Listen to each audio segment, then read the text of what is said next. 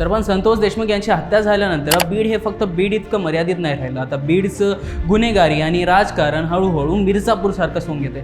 भर दिवसा भाजप कार्यकर्त्याला रस्त्यात मारण्यापासून ते एका महिला वकिलावर मारहाण करण्यापर्यंत बीडमध्ये कुठलंही नारी, पुरुष, लेकरू, बाई काहीच उरलेलं नाही आहे। जे व्यक्ती दिसले त्याच्यावर अत्याचार होतं आणि हे सर्व खुलेआम होतं। एका महिला वकिलाने आपल्या घरासमोरील मंदिराच्या भोंग्याचा आवाज होतोय म्हणून सरपंचाकडे तक्रार केली की तो मंदिरावरचा भोंगा आणि गिरणी यांचा आवाज कमी करा। सरपंचाने त्या गोष्टीला टाळले आणि शेवटी बोललं की तुला जर पोलिसात जायचं असेल तर जा। आता महिला वकील पोलिसात गेली, तक्रार केली आणि जेव्हा सरपंचाला हे कळाले की महिला वकिलांनी पोलिसात तक्रार केली आहे तर सरपंच आपल्या 10 कार्यकर्त्यांसमोर तिच्या घरात शिरला, आई वडिलांकडून माफी मागून घेतली आणि महिला वकिलाला खेचत शेतात नेले। रिंगण करून तिच्यावर JCB पाईपने मारहाण करण्यात आली।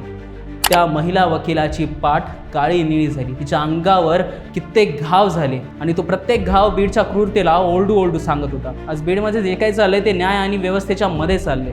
तुम्हाला संपूर्ण प्रकरणावर काय वाटते आम्हाला कमेंट बॉक्समध्ये नक्कीच सांगा आणि अशाच महत्त्वपूर्ण अपडेट्ससाठी पाहत राहा सत्य पे सत्ता, म्हणजे थोडक्यात पण महत्त्वाचं।